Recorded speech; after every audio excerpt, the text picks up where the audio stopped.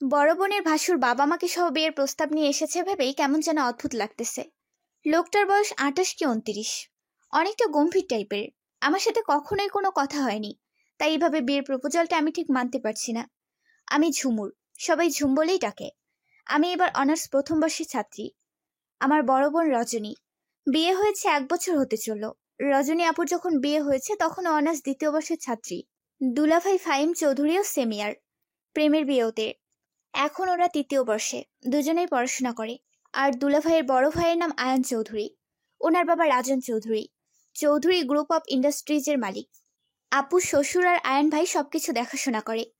আর কোনো ছেলে মেয়ে নেই, বাকি কথা গল্পেই জানতে পারবেন। রেডি হয়ে পাত্রপক্ষের সামনে গিয়ে বসলাম। আপু শ্বশুর শাশুড়ির সাথে আগে থেকেই কথাবার্তা বলতাম, কিন্তু এই লোকটার সাথে দেখা হলেও কথা হয়নি।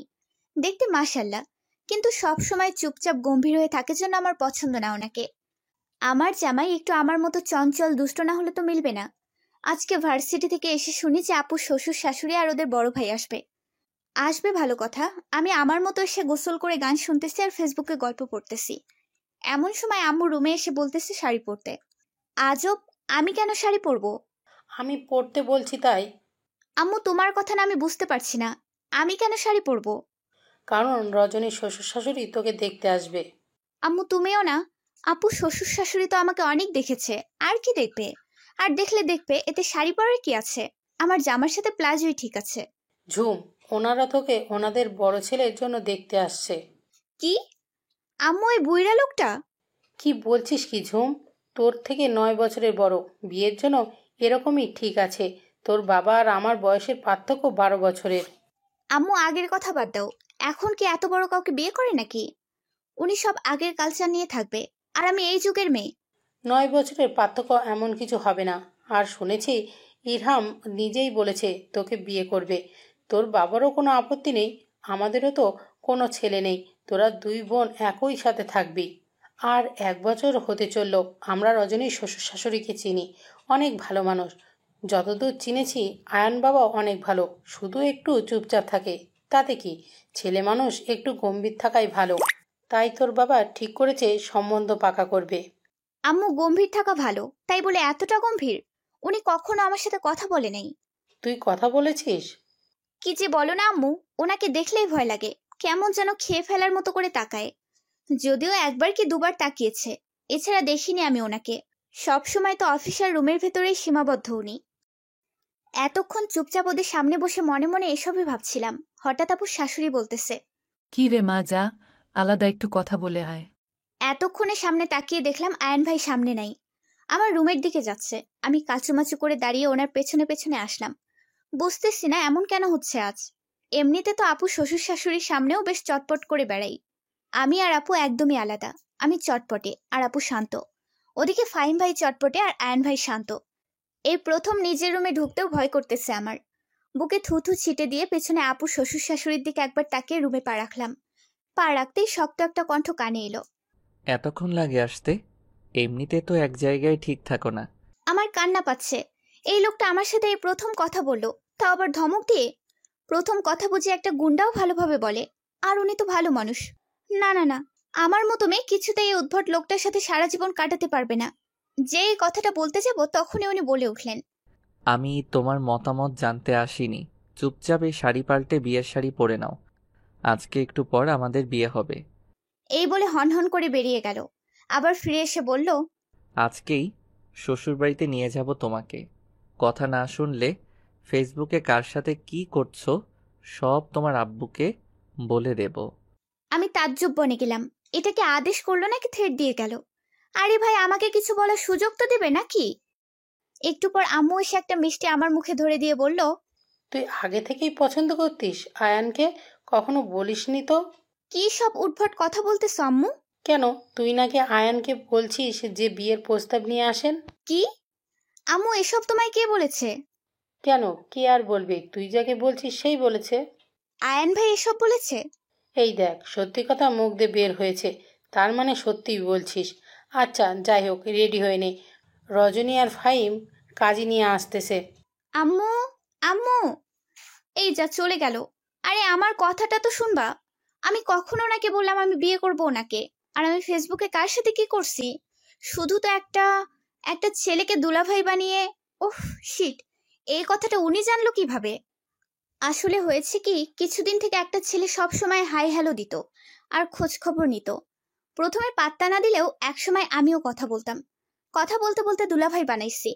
তারপর আর একটা আইডি দিয়ে নিচেই কথা বলছি। এই আইডির পাসওয়ার্ড আমার বান্ধবীদের কাছেও আছে, ওরাও কথা বলতো। কিন্তু আমি তো সব এমনি ফাজলামি করছি। কিন্তু এই লোকটা কিভাবে জানলো এসব? আল্লাহ, এবারের মতো বাঁচাই দাও, আর জীবনেও ফেসবুক চালাবো না, চালালেও কারোর সাথে কথা বলবো না। মনে মনে আল্লাহকে ডাকছি। এই সময় আপু রুমে আসে। এই চুল, এখন রেডি হসনি? আমি আপুর পা জড়িয়ে ধরে বললাম, আপু, ও আপু রে, আমি ওনাকে বিয়ে করব না রে। তুই দেখিস না উনি কেমন, জেনে বুঝে আমাকে নদীতে ফালাই দিচ্ছিস কেন? তোর জামাই কত ভালো, আর আমাকে কিনা গুমরা মুখর মাথায় চাপিয়ে দিচ্ছিস। আমার জামাই তোর হলে বুঝলি, সারাক্ষণ জ্বালিয়ে মারে আমাকে। জামাইরা গম্ভীর ভালো বুঝলি, আর আয়ান ভাইয়া অনেক ভালো জানিস, আমাকে ছোট বোনের মতো ভালোবাসে। আর উনি সেদিন আমাকে ডেকে বলতেছে। রজনী, একটু কথা ছিল। জি ভাইয়া বলুন। তোমার বোন ঝুমুর এইবার অনার্স ফার্স্ট ইয়ার, তাই না? হ্যাঁ ভাইয়া। কোনো কিছু হয়েছে? ও কি কিছু করেছে? না না, তেমন কিছু না। আমি বিয়ে করব ওকে। তোমার বাবা মায়ের সাথে কথা বলো। বিশ্বাস কর, ওনার কথায় আমি এত খুশি হয়েছি, তোকে বলে বোঝাতে পারবো না। এবার ঝটফট রেডি হয়ে নে তো। আর জানিস তো, আয়ন ভাইয়া যখন বলেছে তোকে বিয়ে করবে, তখন পুরোই ছাড়বে। আপু প্লিজ, তোরা এভাবে আমাকে জোর করতে পারিস না। কি? দেখ ঝুম, এবার কিন্তু বেশি বেশি হয়ে যাচ্ছে। আমরা তোকে মোটেও জোর করছি না। তুই নিজেও কিছুদিন আগে আমাকে বলেছিস যে আয়ন ভাইকে তোর ভালো লাগে। শুধু একটু গম্ভীর, কিন্তু মানিয়ে নেওয়া যাবে। বল, বলেছিস কিনা? হ্যাঁ বলেছিলাম, কিন্তু সত্যি সত্যি বিয়ে করব বলিনি তো। বিয়ে আবার মিথ্যে মিথ্যে করে নাকি? অনেক নাটক করেছিস, আর না। চল, রেডি করে দেই। আপু সাজিয়ে দিচ্ছে, আর আমি বসে বসে ভাবছি, এই এত সুন্দর ছেলেটা আমার জামাই হবে। আপুর বিয়ের প্রথম দিন ওনাকে দেখে আমি সহ আমার বান্ধবী গোষ্ঠী ফিদা হয়ে গেছিলাম। ওনার ফর্সা মুখে কালো চাপদাড়ি, গোলাপি ঠোঁট আর গম্ভীর্যতা দেখিয়ে ওনার প্রেমে পড়ে গেছি। কিন্তু কখনো বলার সাহস পাইনি। ওনাকে দেখেও ভয় লাগতো। আর অন্যদিকে উনি আমার বোনের ভাসুর। আমার জন্য যদি আবার কোনো ঝামেলা হয়, এই ভয়ে কখনো বলা হয়নি। কিন্তু আজকে হঠাৎ এসব একদম স্বপ্নের মতো লাগছে। সাথে একরাশ ভালো লাগা। ইস, এত কিউট জামাই হবে আমার। ভাবলেই নাগিন ডান্স দিতে ইচ্ছে করছে, কিন্তু নাচা যাবে না। এমন ভাব করতে হবে যেন আমার ইচ্ছের বিরুদ্ধে সব হচ্ছে। কারণ আমি বুদ্ধি হওয়ার বয়স থেকে বলে আসছি আমার জামাই হবে একদম আমার কার্বন কপি। আর বয়সও সেম। কিন্তু এখন তেমন কিচ্ছু হচ্ছে না, তাই আমি মন খারাপের ভান ধরে থাকবো। আপুর কথায় ভাবনায় ছেদ পড়লো। বাহ ঝুম, তোকে এই শাড়িটাতে যা মানিয়েছে না। আয়ান ভাইয়ের পছন্দ আছে বলতে হবে। আমার বোন কি কম সুন্দরী নাকি? আপু, তোর কথা শুনে লজ্জা লাগতেছে। হয়েছে, আর লজ্জা পেতে হবে না, আয়নায় তাকা। আয়নায় তাকালাম। লাল খয়েরির মাঝে গোল্ডেন কালার, সাথে ম্যাচিং পাথরের জুয়েলারি আর ডিপ সাজ। আপু পারেও বটে, মনে হচ্ছে পার্লার থেকে সেজেছি। এর মধ্যে বাইরে থেকে বেশ কয়েকবার ডাক পড়েছে, তাই আপু তাড়া দিল তাড়াতাড়ি বের হওয়ার জন্য। আপুর দরজা খুলতেই হুড়মুড়িয়ে অনেকেই ঘরে ঢুকলো। আমি তো অবাক, এত মানুষ এসেছে বাড়িতে বুঝতেই পারিনি। মামা মামি চাচা চাচি সহ আরো অনেকেই এসেছে। একটু পর বিয়ে পড়ানো হবে। আমি আর উনি সামনাসামনি বসে আছি। আমি বসার পর একবারও মাথা তুলে তাকাইনি। সবাই তো রীতিমতো কানাঘুষা শুরু করেছে যে আমাকে হয়তো মতের বিরুদ্ধে গিয়ে বিয়ে দেওয়া হচ্ছে। নয়তো আমি এত চুপচাপ কেন? আমার নাকি চুপচাপ মানায় না। কিন্তু আমি কিভাবে বোঝাবো যে আমার লজ্জা লাগছে? ভীষণ লজ্জা লাগতেছে আমার। হঠাৎ উনি সবার মাঝে বলে উঠল, ঝুমুর, তোমার কি ইচ্ছে নেই এই বিয়েতে? না থাকলে বলো। তবুও এইভাবে চুপচাপ বসে সবার মনে দ্বিধাদ্বন্দ্ব রেখো না। তোমার মতের বিরুদ্ধে গিয়ে বিয়ে করব না আমি তোমায়। আমি এইবার মুখ তুলে তাকালাম। মানুষটা আমার সাথে ম্যাচ রেখে শেরওয়ানি পরেছে। কি অপূর্ব লাগছে দেখতে। নিখুঁতভাবে সরাসরি আমার চোখের দিকে তাকিয়ে আছে। আমি যেন আবারও প্রেমে পড়ে গেলাম ওই চাহনির। মন চাচ্ছে চোখ দুটোতে একবার ছুঁয়ে দেই, কিন্তু এখন তো সেটা সম্ভব না। তাই অনেক কষ্টে নিজেকে সংযত রাখলাম। শুনেছি ছেলে মানুষ নিজের বউকে দেখে সংযত রাখে, কিন্তু আমি মেয়ে হয়ে রাখছি, তাই নিজেকে খুব নির্লজ্জ মনে হচ্ছে। যাই হোক, একা একা তখন তো খুব আমাকে থ্রেট দিয়ে আসলো, কিন্তু এখন সবার সামনে এত সাধুবান্দা কেন সাজতেছে লোকটা? আমি না চাইলে নাকি বিয়ে করবে না। এখন না বললে যদি সত্যি সত্যি বিয়ে না করে, তাহলে আমি এত কিউট জামাই কোথায় পাবো? তাই একটু হেসে বললাম, আমরা তো প্রেম করছি বিয়ে করার জন্যই, তাহলে আমার মত থাকবে না কেন? আমার কথায় উপস্থিত সবাই চুপ হয়ে গেল। ওনার দিকে তাকিয়ে দেখে উনি কেমন রাগী দৃষ্টিতে তাকিয়ে আছে, মনে হয় এক্ষুনি খেয়ে ফেলবে। আমার কি দোষ ভাই? আমার সামনে এত সাজু সাজতে গেলে একটু আধটু বাস খেতেই হবে। বিয়ে পড়ানো শেষ হলে আপু আমাকে সাইডে নিয়ে গিয়ে বলল, ঝুম, সত্যি কি তোর আর আয়ান ভাইয়ের কোনো সম্পর্ক ছিল? আপু তো রায়ান ভাই কি প্রেম করার মতো মানুষ নাকি? ওনাকে দেখলেই তো মনে হয় আনরোমান্টিক মানুষ। ওনাকে দিয়ে প্রেম ভালোবাসা আশা করিস কোন দুঃখে? তাহলে তুই সবার সামনে বললি? আরে আমি তো এমনি বলেছি। হাই আল্লাহ, তুই ওনাকে আনরোমান্টিক মনে করছিস? আমার তো মনে হয় ফাহিমের থেকেও ভাইয়া বেশি রোমান্টিক। মাঝে মাঝে ওনার কথা শুনে আমার তাই মনে হয়। তবে উনি সবার মতো না যে সবসময় আলগা প্রীতি দেখাবে, সারাক্ষণ বউয়ের পেছন পেছন ঘুরবে। এই সব ভালোবাসা কাজেই করে দেখাবে। শেষের কথাগুলো ফাহিম ভাইকে দেখেই বলল আপু। ফাহিম ভাই এসে বলতেছে, কি? আমি আলগা পিরিত দেখাই? সবসময় একটু কাছে থাকি, তার জন্য এইভাবে আমার ভালোবাসাকে অপমান করছো? আরে না, আমি অপমান কই করলাম? আমি তো আয়ান ভাইয়ার কথা বললাম। হ্যাঁ বুঝি তো, কিন্তু শালিকা তো এখন বড় ভাবি হয়ে গেছে, ওর সামনে বেশি কিছু বললাম না। না না জিজু, আমি শালি থাকবো, ভাবি হব না। শালি দুলাভাইয়ের কাছে আবদার করতে পারবে, কিন্তু ভাবি তো পারবে না। শালি আমার চালাক আছে, দেখতে হবে না শালিটা কার। এরপর খাওয়া দাওয়া শেষ করে বিয়ে বিদায়ের পালা। আমি প্রথমে যেতে চাইছিলাম না, কিন্তু ওনার একটা ধমক খেয়ে আর কথা বাড়াইনি। উনি আমার একটা হাত ধরে আছে। আমি অনেকবার খোলার চেষ্টা করেছি, কিন্তু উনি ছাড়ছেই না। বারবার বলতেছি একটু ছাড়েন, দরকার আছে। না, উনি ছাড়ছেই না, উল্টো আমাকেই ধমক দিয়ে বলে। যে এত নড়াচড়া করে লাভ নাই, আমি ছাড়বো না। বাধ্য হয়ে বললাম, প্লিজ ছাড়েন, আমি বাথরুমে যাব। 5 মিনিট সময় দিলাম, এর মধ্যেই আসবা। এই বলে হাত ছাড়লো। আমি বললাম, 5 মিনিট না চাই, পাক্কা 30 মিনিট পর এসে দেখি আপু, দুলাভাই আর উনি সোফায় বসে আছে। মানুষজনও কমে গেছে। 11টা পার হয়েছে, সবাই হয়তো চলে গেছে। আমি যেতেই উনি উঠে আবার আমার হাত ধরে সবার কাছ থেকে বিদায় নিয়ে বের হয়ে আসলেন। কি আশ্চর্য, আমার বিয়ে হলো, বিদায় হলো আমার, কান্না পাচ্ছে না কেন? এত চেষ্টা করতেছি কান্না করা, তবুও হচ্ছে না। আমি হয়তো এমন একজন মেয়ে যার বিয়ে প্রেম করেও হয়নি, তবুও কান্না করিনি। যাই হোক, ওই রকমই চলে আসলাম শ্বশুর বাড়িতে। এই বাড়িও তো দেখে একদম ফাঁকা। এমনিতেও আশেপাশে কোনো বাড়ি নেই। 3 তলা একটা বাড়ি, চারিপাশে লাল নীল ঝাড়বাতি জ্বলছে। বাড়িটা যেন অপরূপ লাগতেছে। আমি গাড়ি থেকে নামতেই উনি আমার হাত ধরলো। ওইদিকে আপু আর ফাহিম ভাই, ওরা একটু সামনে এগোতেই মানুষটা এমন একটা কাণ্ড করে বসলো যে লজ্জায় পড়ে গেলাম। আপু আর ফাহিম ভাই সামনে এগোতেই উনি আমায় কোলে তুলে নিলেন। এই, আপনি কি করছেন? এত কথা বলো কেন? চুপচাপ থাকো, না হলে আরো লজ্জায় পড়তে হবে। ওনার কথা শুনে চুপ হয়ে গেলাম, নয়তো যদি সত্যি কিছু করে বসে। বুঝলাম না এই গোমরা মুখটাকে এত রোমান্টিক মনে হচ্ছে কেন। আপু পেছনে আমার দিকে তাকিয়ে একটা চোখ টিপ দিয়ে আগে আগে চলে গেল। সদর দরজায় আসতে না আসতেই কয়েকজন ছেলে মেয়ে এসে হাজির হলো। ওদের দাবি টাকা ছাড়া ঘরে ঢুকতে দেবে না। আপু আর ফাহিম ভাইও আছে সাথে। উনিও আমায় কোল থেকে নামাচ্ছেন না। কি একটা অবস্থা! ছেলেমেয়েগুলো ওনার মামাতো ফুফাতো ভাই বোন। আমি আগেও দেখেছিলাম এদের। উনি আমাকে বলল, এক হাত দিয়ে যেন ওনার প্যান্টের পকেট থেকে মানি ব্যাগ বের করি। আমি হাঁ করে ওনার মুখের দিকে তাকালাম। উনি চোখ রাঙিয়ে ফিসফিস করে বলল, তাড়াতাড়ি দাও, নয়তো ফেলে দেব। আমি আস্তে আস্তে ওনার পকেট খোঁজার চেষ্টা করছি। আসলে শেরওয়ানি পরাতাই পকেট খুঁজে পাচ্ছি না। বেশ কিছুক্ষণ চেষ্টা করে মানিব্যাগ বের করলাম, তবুও লোকটা আমায় নামিয়ে দিল না। তারপর ওদেরকে টাকা দিয়ে আমাকে ভেতরে নিয়ে গেল। সোজা দোতলায় উঠে গেল। এর মধ্যে একবারও নামায়নি আমাকে। 3 তলা এখনো কমপ্লিট হয়নি, তাই নিচতলা আর দোতলায় সবাই থাকে। এক সাইডে আপু আর ফাহিম ভাইয়া, বিপরীত পাশে উনি থাকতো। আজ থেকে আমিও। উনি ওনার রুমে এসে নামিয়ে দিল। এমা, লাইট জ্বালায় না কেন? এত অন্ধকার রুম। এই যে শুনছেন, বলেছো কিছু? আমাকে নামিয়ে দিয়ে কোথায় গেলেন? আমি তো আপনার রুমে কোথায় কি আছি কিচ্ছু জানি না। একটু লাইটটা জ্বালাবেন? অপেক্ষা করতে হবে। মানে? চুপচাপ থাকো একটু। বেশ কিছুক্ষণ চুপচাপ থাকার পর বিরক্ত লাগতেছে। অনেকটা বিরক্ত হয়েই বললাম, আরে ভাই, পাইছেনটা কি আপনি? কখন থেকে দাঁড়িয়ে আছি আমি।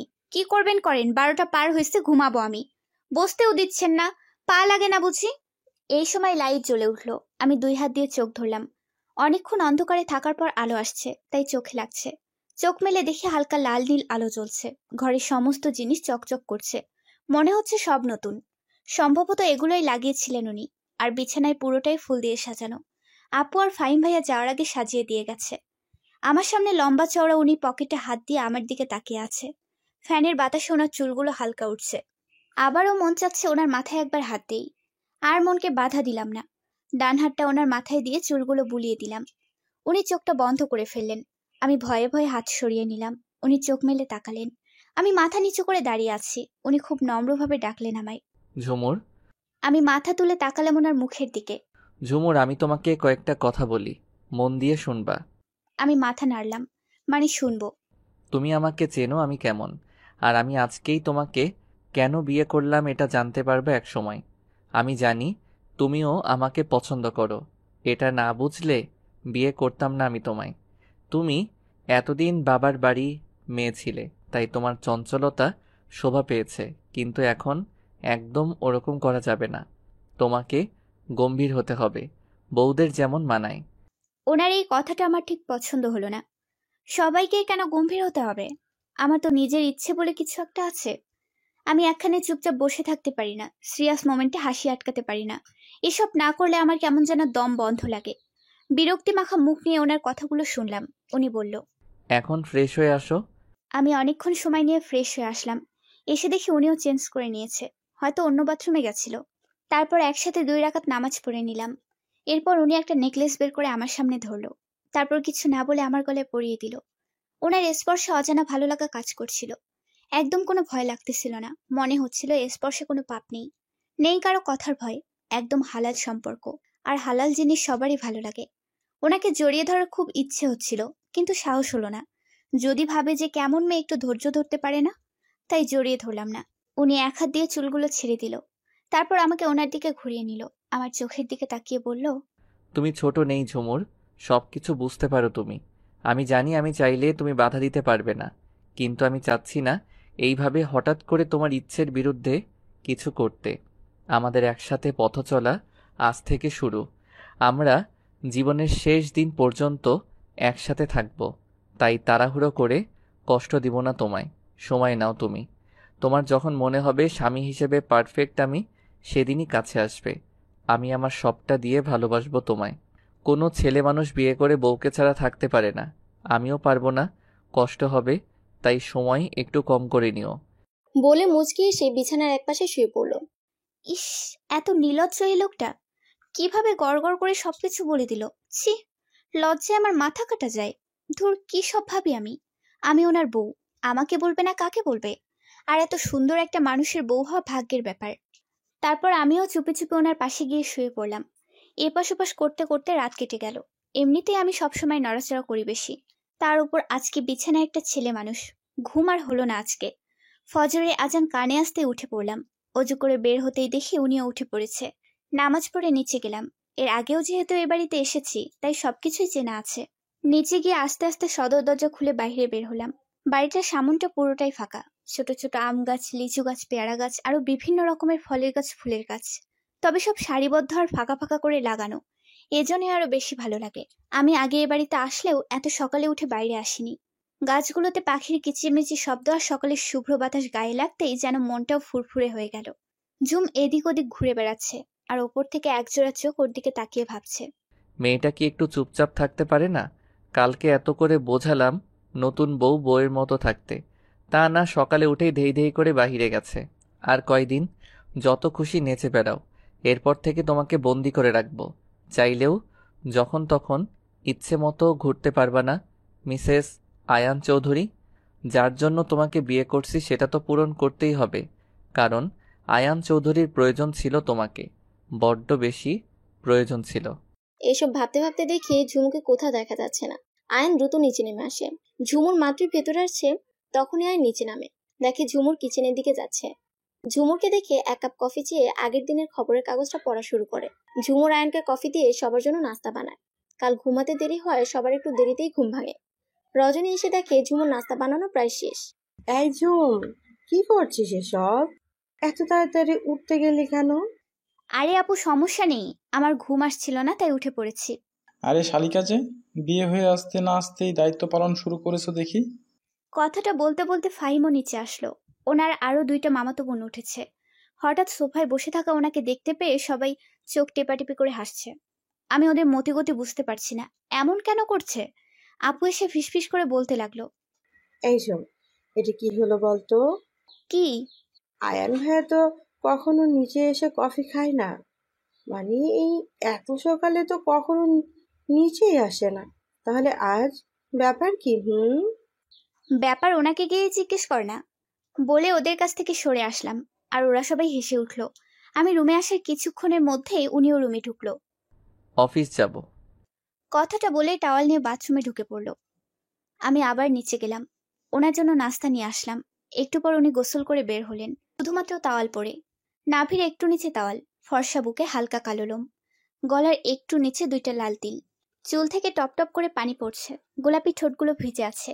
ইচ্ছে করছে ঠোঁটগুলো একবার ছুঁয়ে দেই। একটা ছেলে মানুষ এতটা সুন্দর হয়, ওনাকে না দেখলে বুঝতামই না। ওনাকে নিয়ে ভাবতে ভাবতে ভাবনা রাজ্যে ঢুকে পড়েছি। তখনই উনি জোরে ডেকে উঠল, এই মেয়ে, কখন থেকে ডাকছি? এইভাবে হাঁ করে ঠোঁটের দিকে তাকিয়ে আছো কেন? কিস টিস করতে চাচ্ছিলে নাকি? আসলে আমতা আমতা করছো কেন? আপনার ঠোঁটগুলো আসলেই অনেক সুন্দর, মন চাইছিল ছুঁয়ে দেই, কিন্তু আপনি কি নাকি মনে করেন তাই আর করলাম না। বলেই এক দৌড়ে নিচে আসলাম। পাগলি একটা। 30 মিনিট হবে উনি বেরিয়ে গেছে। আমি বাড়িতে কথা বললাম। চাচা চাচি মামা মামি সহ কাছের কিছু আত্মীয় স্বজন আসবে আজ এই বাড়িতে। আসলে একদিনের দাওয়াতে নিজের মানুষ ছাড়া তো আর কেউ আসবে না। হঠাৎ করে বিয়ে না হলেও আমার বিয়েতে তেমন বড় অনুষ্ঠান করতো না, কারণ আপুর বিয়েতে অনেক বড় অনুষ্ঠান করে আব্বু অনেকটাই গ্যাপে পড়ছিল। তাই আমিও বলছিলাম আমার বিয়ে খুব সাদামাটাভাবেই করব। আব্বুর ছোটখাটো ব্যবসায় আমাদের দিন ভালো কাটলেও একেবারে অনেক বড় অনুষ্ঠান আমাদের জন্য না। আপুর বিয়েতে অনুষ্ঠান করা লাগছে কারণ আপু বড় মেয়ে ছিল। আর আপুর শ্বশুর শাশুড়ি বলছিল আমাদের বাড়ির ছেলের বিয়ে অনুষ্ঠান না করলেই নয়, নয়তো আমাদের আত্মীয় স্বজনদের কাছে নত হতে হবে। যদিও ফাহিম ভাইয়া আলাদাভাবে কিছুটা সাহায্য করতে চেয়েছিল, কিন্তু আব্বু নেয়নি। এর মধ্যে অনেকেই নতুন বউ দেখতে এসেছে, কিন্তু আমার হাত কান একদম খালি। বয়স্ক মহিলারা নিজেদের মধ্যে ফিসফিস করছে। আমার শাশুড়ি এসে বলল, বড় বৌমা, আমার ঘরে একটু আসো তো। আর একটু জোরে আপুকে ডেকে বলল, ছোট বৌমা, সবাইকে নাস্তা দাও। আর ওনাদের উদ্দেশ্যে বলল, আপনারা একটু বসুন ভাবি, আমরা এক্ষুনি আসছি। তারপর আমাকে ঘরে নিয়ে গিয়ে একটা গয়নার বাক্স দিয়ে বলল, বৌমা, এসব পরে নাও। আর প্রথম দিকে কমপক্ষে 6 মাস পর্যন্ত সবসময় এসব পরে থাকবা। কালকেই দিতাম। বাড়িতে এসে অনেকক্ষণ বসেছিলাম, কিন্তু তোমরা আসছো না দেখে ঘুমিয়ে পড়েছি। আজকে খালি হাত কান গলায় যদি ওনারা দেখে যেত, তাহলে সারা পাড়ায় বলে বেড়াতো চৌধুরী বাড়ির বড় বউকে স্বর্ণ ছাড়াই দেখে আসলাম। তোমার বাবা মা কেমন নির্লজ্জ বলো তো, তোমাকে কিছুই দিল না। ওনার শেষ কথাটা শুনে চোখ থেকে টপ টপ করে পানি পড়ছে। অন্য সময় হলে তো অনেক কথা শুনিয়ে দিতাম, কারণ আমার বাবা মাকে নিয়ে কোনো কথা আমার সহ্য হয় না। আমি তো এতদিন ভেবে আসছি আপু হয়তো খুব সুখে আছে, কিন্তু বড়লোকদের মধ্যে এত নিচু মনের মানুষই নেই, দেখে বোঝাই যায় না। কোনো কিছুর নাকি অভাব নেই। তাহলে বাবার বাড়ি থেকে কি দিল আর দিল না এতে এভাবে কেন বলল? সবার সামনে নিজেকে এমনভাবে উপস্থাপন করে যেন খুব মিশুক আর ভালো মনের মানুষ। উনি আবারও ধমক দিয়ে বলে উঠল, তাড়াতাড়ি এগুলো পরে ওনাদের সামনে যাও, নয়তো কেলেঙ্কারি করে ফেলবে। আমি চোখ মুছতেই দেখতে পেলাম আড়াল থেকে একটা ছায়া সরে গেল। আমি আস্তে আস্তে চুড়ি, কানের ঝুমকা, গলার হার সব পরে বাহিরে গেলাম।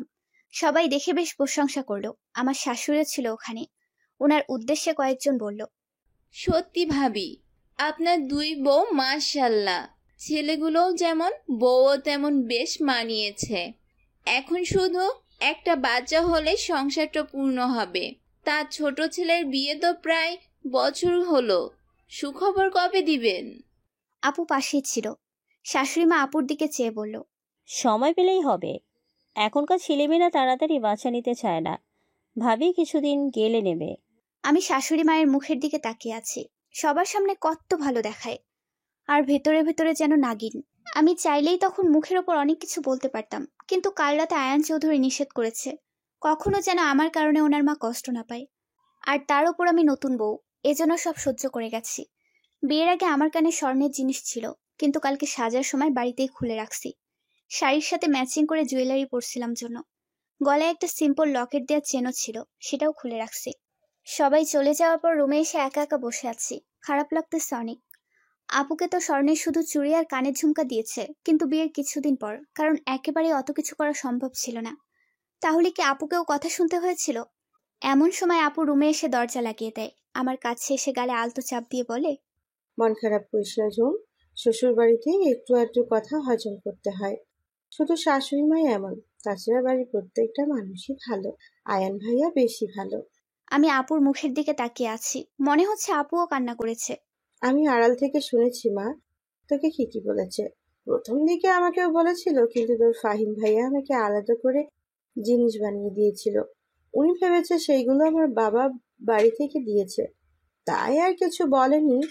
আর একটা কথা বলু, তোর চঞ্চলতা দেখে আমার শাশুড়ি আগেও আমাকে বলতো যে তোমার বোন এমন কেন, তুই স্থির থাকতে পারে না নাকি। আমি তাকে তখন কিছু বলি নাই, কারণ তুই তো এখানে বেশি থাকিসনি, আমাদের বাড়িতে তো কেউ কিছু বলে না। তোকে বললে হয়তো তুই আসতে চাইতি না আমার কাছে, কিন্তু এখন তোকে একটু চঞ্চলতা কমাতে হবে। একদম না, একটু, মানে শাশুড়ি মার চোখে যাতে ধরা না পড়ে সেইটুকু। প্লিজ সোনা বোন আমার, মানিয়ে নিস, বাড়ির বড় বউ বলে কথা। এইসব বলে একটা হাসি দিয়ে আপু চলে গেল। ওই লোকটার ওপর খুব রাগ হচ্ছে এখন। ফাহিম ভাইয়া পড়াশোনা করা অবস্থায় আপুকে স্বর্ণের জিনিস বানিয়ে দিয়েছে, যাতে ওনার মা কিছু বলতে না পারে। আর উনি বুড়ো হয়ে গেছে, এত বড় বিজনেসম্যান, অথচ বউকে স্বর্ণ দেয়নি কেন? উনি কি জানে না ওনার মা কেমন? আর আমাদের পরিবার সম্পর্কেও তো ওনার ধারণা আছে। হঠাৎ বিয়ে না করলে হয়তো আব্বু কিছু দিত, হঠাৎ বিয়ে করার কারণে সেটাও হয়নি। আজকে আসুক ওনার একদিন, কি আমার যে কয়দিন লাগে। দুপুর 2টা বাজে, বাবার বাড়ির সবাই এসে গেছে। আজকে আমাকে আর ওনাকে যেতে হবে আমাদের বাড়িতে, এটাই নিয়ম। আপুও যেত, কিন্তু শ্বশুর বাড়ির দায়িত্ব বেশি হওয়ার কারণে আপুর যাওয়া হচ্ছে না। উনিও বেশ সময় মতো এসে গেছে, সবার সাথে কথা বলে রুমে আসছে। আমি ওনার অপেক্ষাতেই ছিলাম। আসার সাথে সাথে জিজ্ঞেস করলাম, আপনি হঠাৎ করে আমাকে বিয়ে করলেন কেন? উনি একবার আমার দিকে তাকিয়ে বলল, ফ্রেশ হয়ে আসছি। আজব মানুষ তো, আমি কথা বলার জন্য বসে আছি আর উনি ফ্রেশ হতে গেল। মানুষটা দেখি দিনে একরকম, রাতে অন্যরকম। ছেলে মানুষ কি এমন হয়? একটু পর উনি ফ্রেশ হয়ে এসে আমার পাশে এসে বলল, তোমাকে হঠাৎ বিয়ে করার কারণ জানতে চাচ্ছ তো? আমি মাথা নাড়লাম। ঝুমুর, ভালোবাসি আমি তোমাকে, অনেক বেশি ভালোবাসি। তোমাকে প্রথম দিন দেখেই ভালো লেগেছে, কিন্তু তুমি আমার ছোট ভাইয়ের শালী, এই জন্যই সবসময় এড়িয়ে চলেছি তোমাকে। কিন্তু আমি যখন থেকে বুঝতে পারছি যে তুমিও দুর্বল আমার প্রতি, তখন থেকে আমি আর দূরে থাকতে পারছি না। তোমাকে লুকিয়ে দেখা, তোমাকে ফলো করা, তুমি কখন কোথায় যাচ্ছ, কি করতেছো, সব কিছুর উপর নজর রাখা যেন আমার দায়িত্ব হয়ে গেছে। হঠাৎ একদিন মনে হলো ফেসবুকে নক দিয়ে কথা বলি। নক দিলাম, কিন্তু তুমি প্রথমে পাত্তাই দিলা না। কাউকে ভালোবাসলে তার সাথে কথা বলার জন্য নত হতেও লজ্জা লাগে না। কথাটা আগে মানতাম না, সবসময় বলতাম যে আয়ান চৌধুরী কখনো কারো কাছে নত হবে না। কিন্তু আমি নিজেই কথাটা ভুল প্রমাণ করে বারবার SMS দিতাম তোমাকে। শেষে তুমি কথাও বললে, কিন্তু দুলাভাই বানিয়ে। আমি হাঁ করে ওনার মুখের দিকে তাকিয়ে আছি। ওইটা তাহলে উনিই ছিল? তারপর আবারও বলতে লাগলেন, তোমরা যে বান্ধবীরা মিলে কথা বলছিলে আমার সাথে, এটাও আমি বুঝতে পারছিলাম। কিভাবে বলি, একদিন আমি তোমার ভার্সিটির সামনেই গাড়িতে ছিলাম, তখন তোমার হাতে ফোন ছিল না, কিন্তু আমার সাথে কথা হচ্ছিল। তখনই বুঝেছি যে তুমি একা না, অন্য কেউ আমার সাথে কথা বলে। আয়ান চৌধুরীর সাথে মজা করেছো না, তাই আমিও হুট করে বিয়ে করে ফেললাম। আচ্ছা আপনি আপনার পরিচয় কেন দেননি? আমি পরিচয় দিতাম, কিন্তু কেন জানি খুব জানতে ইচ্ছে হলো। দেখি একটু ভার্চুয়াল জগতে তুমি কেমন, ফেসবুকে সবার সাথে কিভাবে কথা বলো, এজন্য পরিচয় দেইনি।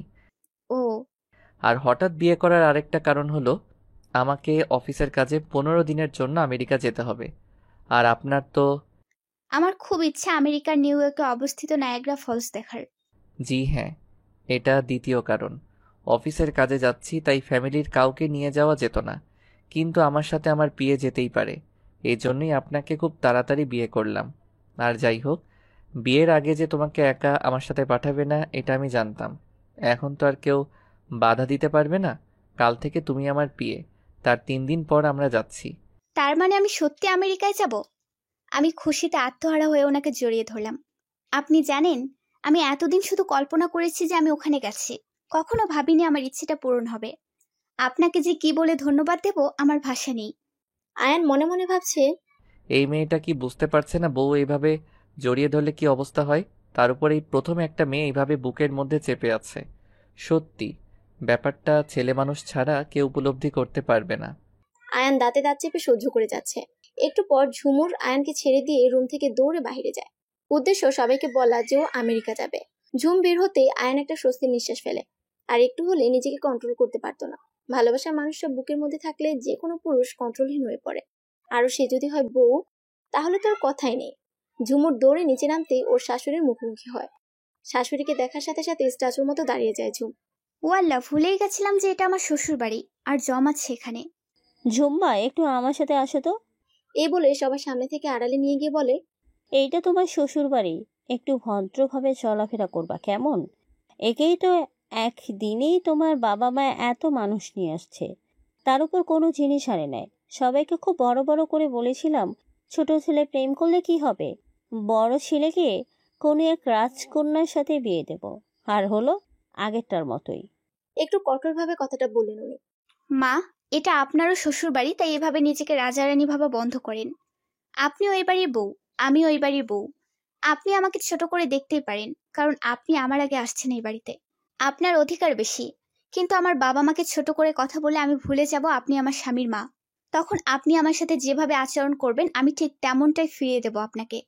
নিজেরা কন্ট্রোল করতে না পেরে কথাগুলো বলল ঝুম। এই মেয়ে, তোমার সাহস তো কম না? তোমার বড় বোন শেখায়নি তোমাকে কিভাবে শাশুড়ির সাথে কথা বলতে হয়? জি মা, শিখিয়েছে। কিন্তু কি বলুন তো, আমি তো রজনী না, আমি হলাম ঝুমুর। তাই আমি যেটা করি আমার কাছে সেটাই ঠিক।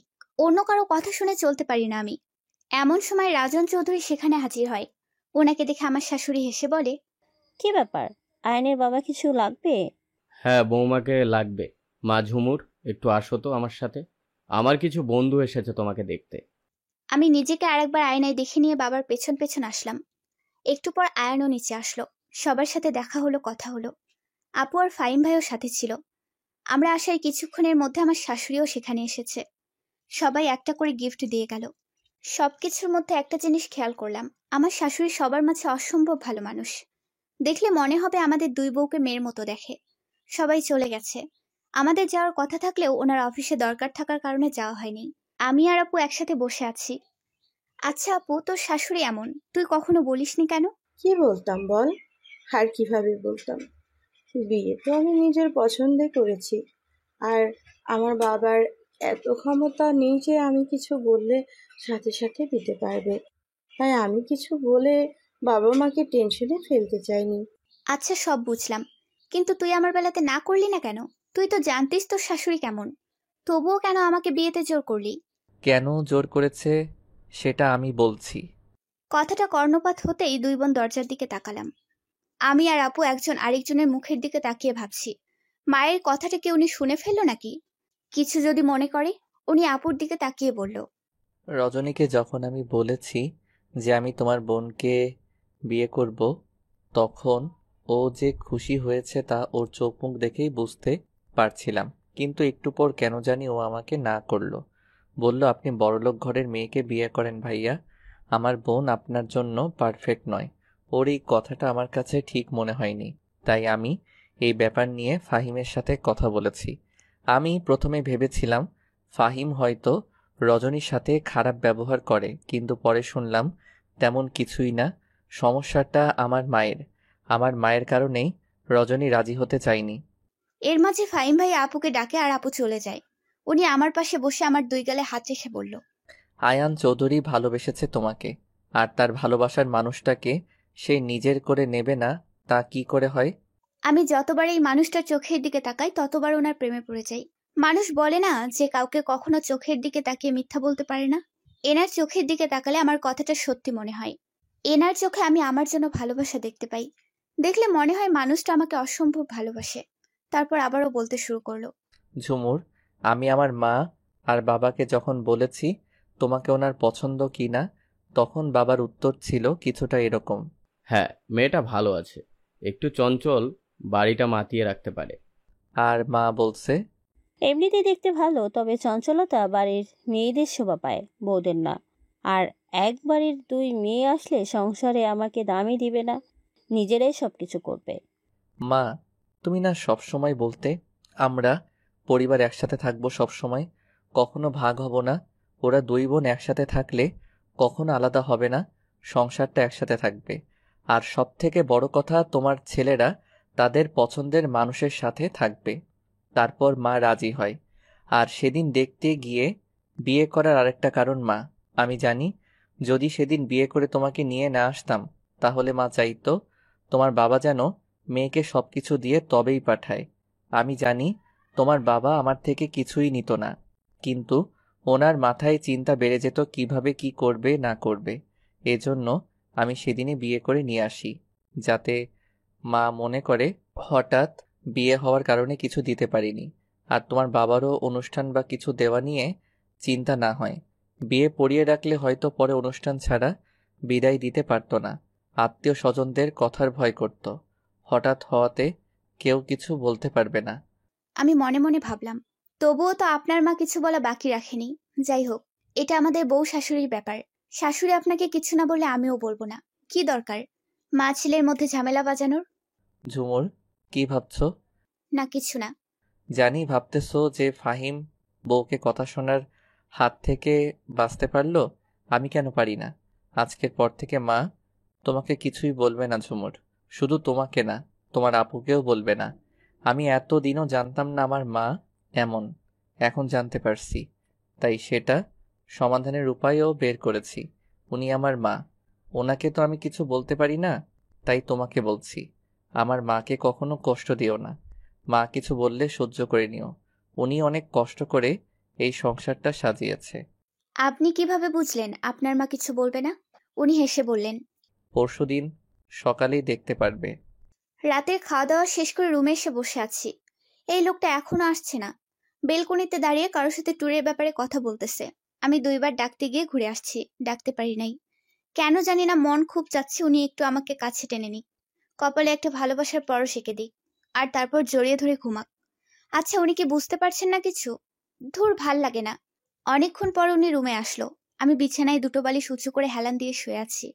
উনি এসে আমার সাথে কোনো কথা না বলে শুয়ে পড়লো। আজব তো, আমি জেগে আছি ওনার অপেক্ষায়, আর উনি আমাকে কিছুই বলো না। ঠিক আছে, না বলুক নাই, আমিও কিচ্ছু বলবো না। মাঝখানে একটা কোলবালিশ রেখে শুয়ে পড়লাম। উনি যখন বুঝলোই না কিছু, তাহলে যেচে আর আমি বোঝাতে পারবো না। আমি জানি ঝুমুর তুমি কি চাচ্ছিলে, বুঝতে পারছি আমি, কিন্তু তুমি এখন পর্যন্ত একবারও বলনি তুমি আমায় ভালোবাসো। যেখানে আয়ান চৌধুরী নিজের মুখে তোমাকে বলেছে ভালোবাসার কথা, সেখানে তুমি এত চঞ্চল একটা মেয়ে হয়ে বলতে পারলে না? তুমি যেদিন নিজের মুখে স্বীকার করবে ভালোবাসার কথা, যেদিন বলবে আয়ান আমাকে একটু ভালোবাসেন, সেদিন তোমাকে কোনো আদর থেকে বঞ্চিত করব না মিসেস আয়ান। অনেকক্ষণ এপাশ ওপাশ করার পর ভালো লাগছে না, কেমন কেমন যেন লাগছে। ওনাকে খুব জড়িয়ে ধরতে ইচ্ছে করতেছে। আচ্ছা, উনি নিশ্চয়ই এখন ঘুমিয়ে পড়েছে, এখন তো জড়িয়ে ধরাই যায়। আমি খুব সাবধানে মাঝখানে কোলবালিশটা সরিয়ে ওনাকে এক হাতে পেছন থেকে জড়িয়ে ধরলাম। ওনার গালে ছোট্ট করে ঠোঁট ছোঁয়ালাম। সকালবেলা ঘুম থেকে উঠে দেখি উনি পাশে নেই। শাড়ি পরা ছিল, শাড়ি অনেকটা এলোমেলো হয়ে আছে। আমার ঘুমের মধ্যে নড়াচড়া করা অভ্যাস আছে, বিছানায় এক পাশ থেকে অন্য পাশে পুরোটাই আমার লাগে, আর এর জন্যই শাড়ি ঠিক নেই। আজকে উঠতে একটু দেরি হয়েছে। নিচে গিয়ে দেখি আপু সবার জন্য নাস্তা রেডি করছে। আমি আপুকে একটু সাহায্য করলাম, দেখলাম উনিও নিচেই আছে। না, এভাবে থাকা সম্ভব না। একে তো রাতে জড়িয়ে ধরে পাগল করে দিচ্ছিল, আর সকালে দেখি শাড়ি ঠিক নেই। এই মেয়েটা সব উল্টাপাল্টা করে দিচ্ছে, কোনো কিছুতেই মন বসতেছে না, পাগল পাগল লাগতেছে। Control Ayaan, control. মনে মনে কথাগুলো ভাবছে আয়ান। কি রে ঝুম, সবকিছু ঠিকঠাক আছে তো? হ্যাঁ আপু, কেন কিছু হয়েছে? না না, কি হবে? একটু থেমে বলল, গোসল করিস নিজে, তাই কথাটা বললাম। আপুর কথাটা শুনে ভীষণ লজ্জা লাগছে। এইভাবে খেয়াল করেছে বজ্জাত মেয়েটা? মানে বিয়ে করলেই কি প্রতিদিন সকালেই গোসল করতে হবে নাকি? তাছাড়া আমাদের তো কিছু হয়নি যে গোসল করতেই হবে। আমার লজ্জা পাওয়া দেখে আপু হেসে বলল, আরে এত লজ্জা পাচ্ছিস কেন? আমি তো এমনি বললাম। আচ্ছা বাদ দে, ভাইয়া কালকে আর কি বলেছিল রে? আসলে আমাকে উনি সেই দিন বলেছিল যে তোমার বোনকে কখনো কোনো কষ্ট পেতে দেব না। আমি জানি উনি ওনার কথা রাখবে, আর এটা বলেছে যে অন্য কোথাও বিয়ে হলেও যে সেখানে সবাই ভালো থাকবে, কেউ কিচ্ছু বলবে না, এমনটা তো না। সেখানে আরো দেখা গেল শাশুড়ি, শ্বশুর, ননদ, যা সবাই খারাপ, তাহলে সেখানে কি করবে? তারপর ভেবে দেখলাম কতটা ভুল বলেনি। আমাদের শাশুড়ি মা এমনিতে সব দিক দিয়েই তো ভালো, তবে ওই ব্যাপারটা নিয়ে যে এমন কেন করে বুঝি না। সারাদিন কেটে গেল, এর মধ্যে ওনার সাথে আর দেখা হয়নি। দুপুরে খাওয়া দাওয়ার আগে একবার কল দিয়ে বলেছে খেয়ে নিতে। সন্ধ্যা পেরিয়ে রাত হয়ে এলো, উনি এখনো নেই। একটা কল পর্যন্ত করলো না। আচ্ছা, উনি কি কোনো কারণে আমার উপর বিরক্ত, নাকি সত্যি সত্যি ব্যস্ত আছে? এসব ভাবতে ভাবতেই না খেয়ে ঘুমিয়ে পড়লাম। ঘরে খাবার এনে রাখছিলাম যে উনি আসলে একসাথে খাবো। উনি আসলো না, খাওয়া হলো না। রাত 11:30 নাগাদ চোখের পানির ছিটা পেয়ে ঘুম ভাঙে। উঠে দেখি উনি লুঙ্গি আর গেঞ্জি পরে একটা গ্লাস হাতে নিয়ে হাসি মুখে দাঁড়িয়ে আছে। চুল থেকে পানি পড়ছে, মনে হচ্ছে মাত্র গোসল করে বেরিয়েছে। আমাকে জাগতে দেখে বলল, যাক, অবশেষে তোমার ঘুম ভাঙলো। কখন থেকে ডাকতেছি তোমায়। কেন জানি না খুব অভিমান চেপে ধরলো। চোখ দুটো ভিজে আসতেছে। কি হয়েছে, আমাকে ডাকছিলেন কেন? বারে, বউটা অভিমান করেছে। তা অভিমানের কারণ কি? আর আমার বউটা না খেয়ে ঘুমিয়ে যাবে, তা কি করে হতে দেই? কিসের অভিমান? কোনো অভিমান করিনি। উনি এক নলা ভাত আমার মুখের সামনে নিয়ে বলল, অভিমান করছো কিনা কথাতেই বুঝেছি। কাজের অনেক চাপ ছিল বউ। মাঝখানে আর 2 দিন সময়, তার পরের দিন আমাদের বেরোতে হবে। আর তোমার তো এখনো শপিং করাও হয়নি। আমারও কিছু কেনাকাটা করতে হবে। ওনার মুখে বউ ডাক শুনতে বেশ ভালো লাগছে, আর লজ্জাও। আপনি দুপুরের পর থেকে একবারও কল করেননি কেন? উনি হেসে বলল, আমি তো তোমার কলের অপেক্ষায় ছিলাম যে আমার বউটা কখন কল দিয়ে বলবে। এখনো ফিরছেন না কেন? ইস, ভুলে গেছি। আমিও তো কল দিতে পারতাম। আরও কিছুক্ষণ টুকটাক কথা বলে খাওয়া দাওয়া শেষ করে ঘুমিয়ে পড়লাম। সকালে ঘুম থেকে উঠতেই খুব জোরে হর্ন বাজতে শুনলাম। ব্যাপারটা দেখার জন্য বেলকনিতে গিয়ে দাঁড়ালাম। নিচে তাকিয়ে দেখি দুটো বড় বড় ট্রাক। নিচে গিয়ে দেখি ট্রাক ভর্তি যত ধরনের ফার্নিচার আছে সব। শাশুড়ি মা হাসি মুখে দাঁড়িয়ে আছে। আমি নিচে যেতেই বলল, বৌমা, তোমাদের বাড়ি থেকে এত জিনিস দেবে বলেনি তো? এমন সময় একটা ছেলে ব্যাগ নিয়ে এসে শাশুড়ি মায়ের সামনে রাখলো। ব্যাগ খুলতে দেখি ভেতরে স্বর্ণের গহনা আপুর সহ। এসব দেখে শাশুড়ি মার চোখ ছানা পড়া, সাথে আমি আর আপু অবাক হয়ে গেছি। আমরা জানি যে আমাদের মিথ্যা কথা বলা নিষেধ, কিন্তু যে মিথ্যা বললে কোনো দ্বন্দ্ব কমে যায় সেটুকু বলাই যায়। কাল আমি আমার বাবাকে বলেছিলাম, খালি হাতে মেয়ে দিছো কেন? মেয়েকে বিয়ে দিলে সাথে আরো কিছু দিতে হয় জানো না? আমার এই কথাটা আয়নের কান পর্যন্ত পৌঁছে গেছে। বাবা বাড়িতে গিয়ে লোন তুলে কিছু জিনিস কিনেছে, সাথে আয়ন বাকি সবকিছু দিয়েছে। কিন্তু শাশুড়ি মা জানে সব আমার বাবাই দিয়েছে। এছাড়া বাকি সবাই সত্যিটা জানে। আয়ন নিজেই সবকিছু দিত, কিন্তু বাবা মানতে চায়নি, তাই নিজের সামর্থ্য অনুযায়ী যেটুকু সম্ভব দিয়েছে। সারাটা দিন এগুলো গোছগাছ করতেই গেল। পুরনো জিনিস সরিয়ে সব নতুন জিনিস রাখা হলো। সন্ধ্যার আগে আগে রুমে গেলাম। দেখি উনি বিছানায় বসে ল্যাপটপে কিছু একটা করছে। আমাকে রুমে ঢুকতে দেখে বলল, গোসল করে আসো, বাহিরে যাব। প্রায় 40 মিনিট পর বেরোলাম। দেখি উনি ল্যাপটপ রেখে ফোন চাপতেছে। আমি বেরোতেই আমার দিকে তাকালো। কালো শাড়ি, ভেজা চুল, সদ্য গোসল করা নারী। বউ দেখলেই যেন নেশা ধরে যায়। ভেজা থাকার কারণে পুরো শরীর যেন চকচক করছে। এইভাবে দেখলে যে কোনো স্বামী পাগল হতে বাধ্য। আর কত পাগল করতে চাও ঝুমুর? এবার তো স্বীকার করো ভালোবাসো। আমি কাছে যেতে উনি উঠে পেছন থেকে জড়িয়ে ধরলো। আর কত সময় লাগবে তোমার? এই কথাটা শুনে কান পর্যন্ত গরম হয়ে গেল। কিভাবে বলবো আমি আপনার ভালোবাসা চাই, আমার সম্পূর্ণ ভালোবাসা চাই? আপনি বুঝে নিতে পারেন না? আপনি কি আমার চোখের ভাষা বুঝতে পারেন না? কি ভাবছো ঝুমুর? কিছু না। আচ্ছা, তাড়াতাড়ি রেডি হয়ে নাও, বাহিরে ডিনার করব। কালো শাড়ির সাথে সাদা ঝুমকো কানে দিলাম। চুলগুলো আছড়িয়ে মুখে ক্রিম দিয়ে হালকা গোলাপি কালার লিপস্টিক পরলাম। ব্যাস, 5 মিনিটে রেডি। এদিকে ফাহিম, আয়ান ভাইয়া এই জিনিসগুলো কেন নিয়ে আসলো? ফাহিম রজনীকে পেছন থেকে জড়িয়ে কাঁধে থুতনি রেখে বলল, যাতে মা তোমাদের কিছু বলতে না পারে। দেখো রজনী, আমরা মাকে এই জন্যই মিথ্যা বলেছি যাতে মা খুশি থাকে, তোমাদের সাথে মিলেমিশে থাকে। যদি মাকে বলতাম যে ফাহিম ভাইয়া কিনেছে, তাহলে হয়তো মা এসব নিয়ে তোমাদের কথা শোনাতো। উনি আমাদেরকে জন্ম দিয়েছেন, ওনাকে তো কিছু বলতেও পারি না। ন্যায় অন্যায় দেখতে গেলে মায়ের মন খারাপ হবে, তাই মায়ের কাছে লুকানো ছাড়া আর কোনো উপায় ছিল না। তবুও যেন সবাই হাসি খুশি থাকে। সত্যি তোমাদের মতো স্বামী হয় না ফাহিম। তোমরা দুই ভাই যে এত ভালো। পৃথিবীর সব স্বামী যদি তোমাদের মতো হতো, তাহলে কোনো মেয়ে ডিভোর্স হতো না। শ্বশুর বাড়িতে স্বামীরাই সব থেকে বেশি আপন। স্বামী ভালো না হলে সেই মেয়ের জীবন এমনিতেই তেজপাতা। বউ, এবার চলো, আয়ান ভাইয়া নিচে অপেক্ষা করতেছে। হ্যাঁ, এই তো আমার হয়ে গেছে, শুধু হিজাবটা করবো। পিনগুলো এগিয়ে দাও তো। দুই বউ বের হয়ে শাশুড়ি মার রুমে গেল বলতে। মা, আমরা যাই। হ্যাঁ মা, সাবধানে যাও। মা, আপনি কি খাবেন বলে দেন, আপনার জন্য নিয়ে আসবো। তখনই রাজন চৌধুরী রুমে ঢোকে। বৌমারা ডিনারে যাচ্ছ? হ্যাঁ বাবা। আচ্ছা যাও, আরেকদিন আমরাও যাব তোমাদের সাথে।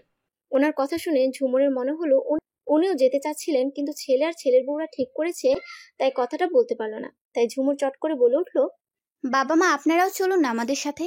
ঝুমুরের সাথে সাথে রজনীও বলল। রাজন চৌধুরী প্রথমে ইতস্তত বোধ করলো, একটু পর রাজি হয়ে গেল। তারপর চারজনে রেডি হয়ে নিচে গেল। আয়ান আর ফাহিম ওদের সবাইকে দেখে অবাকের সাথে খুশিও হয়েছে।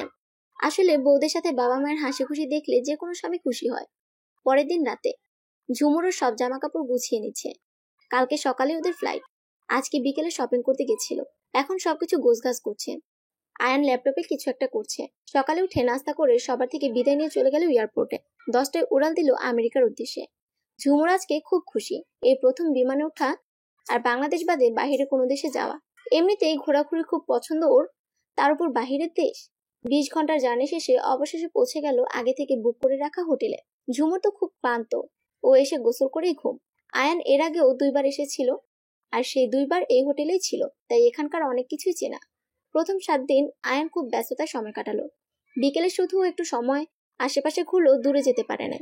অনেক সময় রাতও জাগতে হয়েছে আয়ানকে। পরের 7 দিন অনেকটা ফ্রি। ঝুমুরের যেখানে যেখানে যেতে ইচ্ছা সেখানেই গেছে। সর্বপ্রথম গেছে নায়াগ্রা জলপ্রপাত দেখতে। যদিও হোটেল থেকে অনেকটাই দূরে, কিন্তু তবুও আয়ান একবারের জন্য আপত্তি করে নাই। কালকে বাংলাদেশে আসবে, আজকে সবার জন্য শপিং করবে।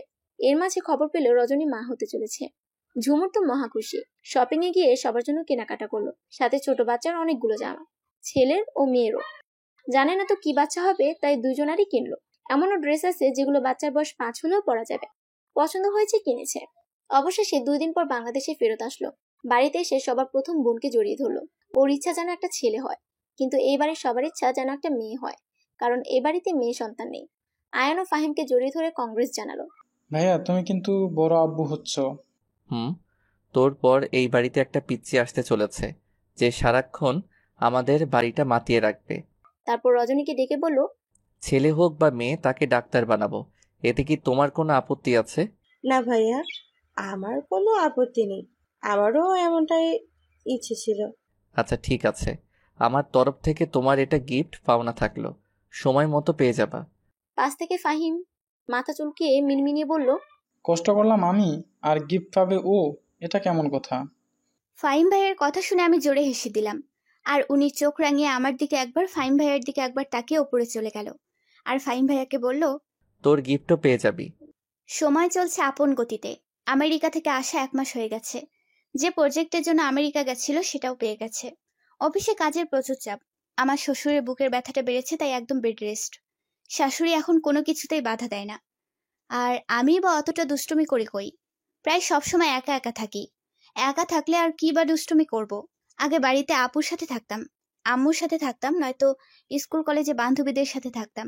এর মাঝে একদিন ভার্সিটি গিয়ে বান্ধবীদের সাথে দেখা করে আসছি।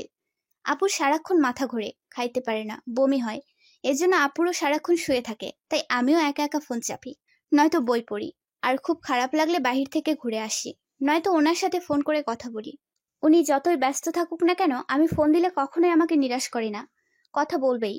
ফাহিম ভাইয়া কয়েকদিন হলো অফিসে যায়। বাবা অফিসে না যাওয়ায় ওনাকে একা একাই সামলাতে হচ্ছিল, তাই ফাহিম ভাইয়া অফিসে যাওয়া শুরু করেছে। আগে না হয় দায়িত্ব নিতে ভয় পেত, কিন্তু এখন উনি বাবা হচ্ছে, তাই সন্তানের কথা ভেবে অফিস যাওয়া শুরু করছে। ওনার সাথে আমার খুব কম দেখা হচ্ছে। সকালে বেরিয়ে যায়, রাতে আসে, তবে ফোনে সারাক্ষণ খোঁজ নেয়। কখন খাবো, গোসল করব, কি করব না করব সব। আজকে ওনাকে তাড়াতাড়ি আসতে বলেছি, কারণ আজকে একটা বিশেষ দিন। আর আজকে আমার ওনার ভালোবাসা চাই, আর আমি যে ওনাকে ভালোবাসি এটাও বলতে চাই। এই দিনে পৃথিবীতে আসছে উনি। বিয়ের আগে যতটা অপরিচিত ছিল মানুষটা, বিয়ের পর তার থেকে বেশি চিনেছি ওনাকে। স্বামী স্ত্রীর বন্ধনটা পবিত্র। স্বামীর যখন ইচ্ছে স্ত্রীর কাছে আসতে পারে। সেখানে এই মানুষটা আমাকে অনেকটা সময় দিয়েছে নিজেকে গুটিয়ে নেওয়ার জন্য। আমি তাকে আর দূরে রাখতে চাই না। আমারও যে বড্ড ভালোবাসতে ইচ্ছে করে ওনাকে, যখন তখন জড়িয়ে ধরতে ইচ্ছে করে, ওনার কপালে চুমু দিতে ইচ্ছে করে, ওনার কাঁধে মাথা রেখে জ্যোৎস্না দেখতে ইচ্ছে করে। তাই আজ ওনার জন্মদিনটা একটু অন্যভাবে সেলিব্রেট করব। নিচতলায় ড্রয়িং রুমটা সাজিয়ে নিলাম। অবশ্য আমার সাথে ফাহিম ভাই আর আপুও ছিল। শাশুড়ি মা মাঝে মধ্যে একবার বলে যে বাড়ির বউদের একটু শান্তশিষ্ট মানায়, তবে আমাকে সরাসরি কিছু বলে নাই, তাই ওনার ওসব কথা আমি গায়ে মাখি না। আমার মতে বাড়ির বউদের এত চুপচাপ মানায় না, নয়তো সবাই অহংকারী ভাবতে পারে। বাড়ির বউরা একটু চঞ্চল হবে, বাড়ির কাজ করবে, সবার সাথে মিলেমিশে চলবে, সেটাই ভালো। বাড়ি সাজানো হয়ে গেলে ওনার পছন্দ মতো সব রান্না করলাম। ওনার বাড়ি ফেরা পর্যন্ত অপেক্ষা করতে লাগলাম। সন্ধ্যা 7টার সময় ফোন করে বলল যে গাড়ি খারাপ হয়ে গেছে, আসতে দেরি হবে। আজকে তাড়াতাড়ি আসতে বলেছি, আর আজকেই গাড়িটা খারাপ হতে হলো। কি আর করার, অপেক্ষা করা ছাড়া উপায় নেই। সময় যেন কাটতেই চায় না। বেশ কিছুক্ষণ পর উনি এলেন। বাবা, মা, ফাহিম ভাইয়া, রজনী আপু সবাই রেডি। আমি গিয়ে দরজা খুলে দিলাম। কি ব্যাপার ঝুমুর, বাড়ি অন্ধকার কেন? আমি কোনো কথা বললাম না। ওনার হাত ধরে আরেকটু সামনে গেলাম। যেতেই এক এক করে পুরো বাড়িতে লাইট জ্বলে উঠলো। ওনার আর আমার মাথায় ফুলের পাপড়ি পড়তে লাগলো। সবাই একসাথে বলে উঠলো, হ্যাপি বার্থডে আয়ান চৌধুরী। উনি পুরো শকড। আগে ওনার জন্মদিন পালন করা হয়েছে, তবে সে সময় অনেক আত্মীয় স্বজন ছিল, গান বাজনা ছিল।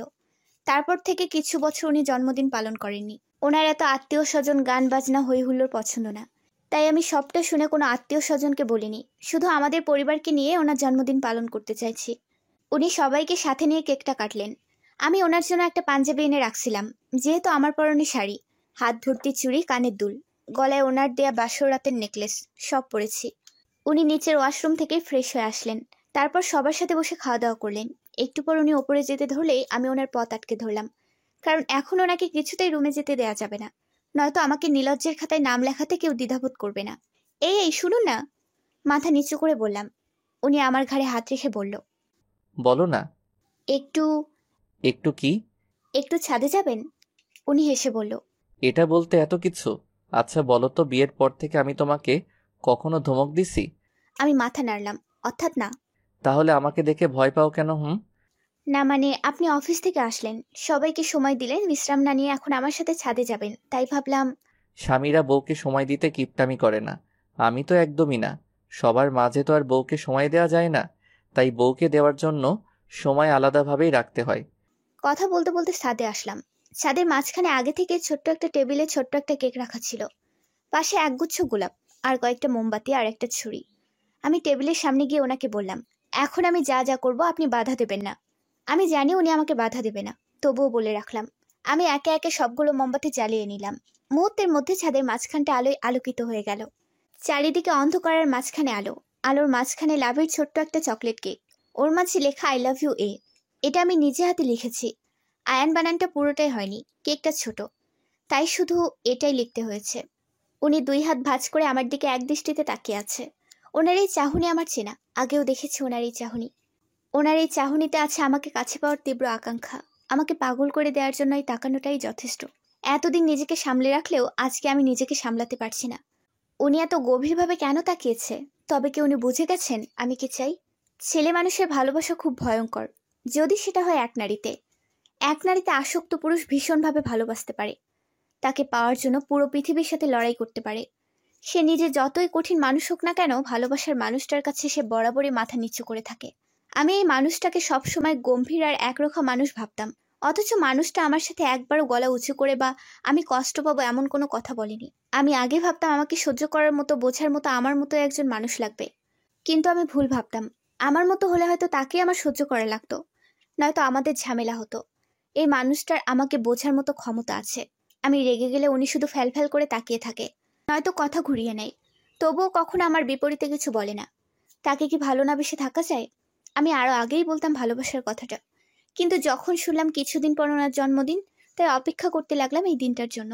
উনি এখনো এক দৃষ্টিতে আমার দিকে তাকিয়ে আছে। আমি আস্তে আস্তে ওনার কাছে গিয়ে ওনার হাতে ছুরিটা তুলে দিলাম। উনি এখনো কিছু না বলে চুপচাপ দাঁড়িয়ে আছে। আমি একটু হাসলাম, কারণ আমি জানি কেন উনি আমার দিকে তাকিয়ে আছে। আমি টেবিলের ওপর থেকে ফুলগুলো নিয়ে ওনার সামনে হাঁটু গেড়ে বসলাম। লজ্জার মাথা খেয়ে ওনার চোখে চোখ রেখে বললাম, আমি আপনাকে ভালোবাসি আয়ান, ভীষণ ভালোবাসি। আমি আপনার সাথে আমার জীবনের শেষ মুহূর্ত পর্যন্ত কাটাতে চাই। আপনার সুখের সাথে আর দুঃখের ভাগিদার হতে চাই। আপনি কি আমাকে ভালোবাসবেন? তারপর দুজনে চুপচাপ। কি আজব, উনি তো এখনো কোনো কথা বলছে না। তবে কি উনি এসবে খুশি নন, নাকি বোবায় ধরলো? আরে ভাই কথা বলেন, আমার হাঁটু লেগে গেছে। এসব আমি মনে মনে ভাবলাম। তারপর একটু জোরেই বললাম, আমি আমার সন্তানদের নিয়ে একটা ফুটবল টিম বানাতে চাই, আপনি কি সাহায্য করবেন? এবার উনি হো হো করে হেসে উঠল। যাক বাবা, অবশেষে মুখে বুলি ফুটলো। উনি আমার হাত থেকে ফুলগুলো নিয়ে আমাকে বুকের মধ্যে চেপে ধরে বলল, আমি তো তোমাকে ভালোবাসি ঝুমুর, এতদিন তো শুধু তোমার বলার অপেক্ষায় ছিলাম। উফু, আমার আরো ভালোবাসা চাই। উনি আরো জোরে চেপে ধরে বললেন, সব ভালোবাসাই তোমার, তুমি আদায় করে নিলে আমি দিতে বাধ্য।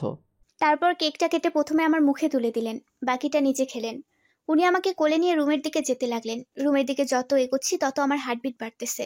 উনি রুমের সামনে এসে আরেকবার আমার মুখের দিকে তাকালেন। আমি ভয় আর লজ্জায় ওনার বুকে মুখ লুকালাম। উনি আমাকে কোলে নিয়ে ভেতরে ঢুকলেন। লাইট জ্বালানোর সাথে আমি ওনাকে চেপে ধরলাম। মনে হচ্ছে উনি হাসতেছে। মিসেস আয়ান চৌধুরী কি নিজের বাসর ঘর নিজে সাজিয়েছে? ওনার এই কথাটা শুনে লজ্জায় আমার বলতে ইচ্ছা করতেছে, আল্লাহ একটা মই দাও, আমি ওপরে উঠে যাই। উনি আস্তে করে আমাকে বিছানায় নামিয়ে দিলেন। তারপর আমার পাশেই শুয়ে পড়লেন। ওনার দিকে তাকানোর সাহস পাচ্ছি না। মুখটা ওনার বিপরীত দিকে ঘুরিয়ে আছি। উনি একটা হাত শাড়ির নিচ দিয়ে আমার পেটের ওপর রেখে আমাকে ওনার দিকে টেনে নিলেন। তারপর ঘাড়ে গলায় চুমুতে ভরিয়ে দিলেন। একটু পর ওনার দিকে চোখ পড়তেই চোখ নামিয়ে নিলাম। ভীষণ লজ্জা লাগছে। উনি হাতের ওপর হাত রেখে ওনার দিকে তাকাতে বললেন। আমি পিটপিট করে তাকালাম। আবারও চোখে চোখ পড়তেই আমার অষ্টদয় ওনার দখলে নিয়ে নিলেন। তারপর বাকিটা ইতিহাস। অনেক সকালে ঘুম ভেঙে গেল। নিজেকে ওনার বুকের মধ্যে দেখতে পেয়ে কালকে রাতের সব কথা মনে পড়ে গেল। ইস, কি রোমান্টিক মানুষটা। আজকের সকালটা অন্যান্য সকালের থেকে আলাদা আমার কাছে। হয়তো প্রত্যেক মেয়ের কাছে এই সকালটা আলাদা মনে হয়। স্বামীর সম্পূর্ণ ভালোবাসা পাওয়ার আনন্দে আলাদা এক অনুভূতি কাজ করে মনে। সময় চলমান। দিন মাস বছর পার হয়ে আমার বিবাহিত জীবনের 2 বছর চলছে। পুরো বাড়িটা লাল নীল ঝাড়বাতি দিয়ে সাজানো হয়েছে। বাড়িতে একটা ছোটখাটো অনুষ্ঠান। আমি 7 মাসে অন্তঃসত্ত্বা। আমার বাবার বাড়ি থেকে সবাই চলে এসেছে। ডায়েরিটা বন্ধ করে রেখে রুম থেকে বের হলাম। ওপরে ওঠানামা করতে পারি না, তাই নিচে একটা রুমে থাকি। আমি বাইরে যেতেই রায়ান আর ফাইজা এসে খিলখিলিয়ে হেসে উঠল। রজনী আপু আর ফাহিম ভাইয়ার যমজ বাচ্চা রায়ান আর ফাইজা। যবে থেকে হাঁটতে শিখেছে তখন থেকে পুরো বাড়ি মাতিয়ে রাখে। 2 বাড়ির চোখের মনি এরা দুজন। হাসি কান্না মিলিয়ে মানুষের জীবন। তবুও এই 2 বছর অনেক ভালো কেটেছে। ওনাকে ঠিক যতটা গম্ভীর আর একরোখা ভাবতাম, উনি একদমই অমন না। একটাই কি, উনি সবকিছু নিয়ম মতো চলে। কোনো কিছু বেশি বেশি পছন্দ করে না। এই 2 বছর আমি অনেকবার রাগ করেছি মানুষটার সাথে, কিন্তু উনি কখনো আমাকে হার্ট করে কিছু বলে নাই। সারাদিনের ব্যস্ততা শেষ করে মাত্র এসে শুয়ে আছি। মিসেস আয়ান, জি বলুন। আমাদের বিয়ের 2 বছর হয়ে গেল, এখনো কি আপনিটা তুমি হবে না? আপনি বলার মাঝে একটা সম্মানীয় ভাব আছে। আপনি বললে ভেতর থেকে আপনার প্রতি একটা সম্মান কাজ করে। আমার সম্মান চাই না। তুমি বললে নিজ নিজ মনে হয়, আর আপনি বললে মনে হয় পরের কেউ। না, আপনিটাই বেশি ভালো। ঠিক আছে, তোমার যা ইচ্ছা ডেকো। আমাদের খুনসুটিময় সংসার দেখতে দেখতে আরো বেশ কিছুদিন কেটে গেল। ইদানিং কেন জানি খুব ভয় লাগে। আমার বাচ্চাকে ঠিকঠাক দুনিয়াতে আনতে পারবো কিনা, আমার বাচ্চা সুস্থ থাকবে কিনা, খুব চিন্তা হয়। ঝুমুর, কি করছো? আমার না পেটে খুব ব্যথা হচ্ছে। কি? কখন থেকে আমাকে ফোন দাওনি কেন? বেশিক্ষণ থেকে না। আমি ভাবতেছি ফোন দেব, কিন্তু তার আগে আপনি আসলেন। বাচ্চা হওয়ার সময় হয়ে গেছে। বাড়িতে চেষ্টা করে কোনো রিস্ক নিতে চায় না বলে আমাকে হাসপাতালে নিয়ে আসা হলো।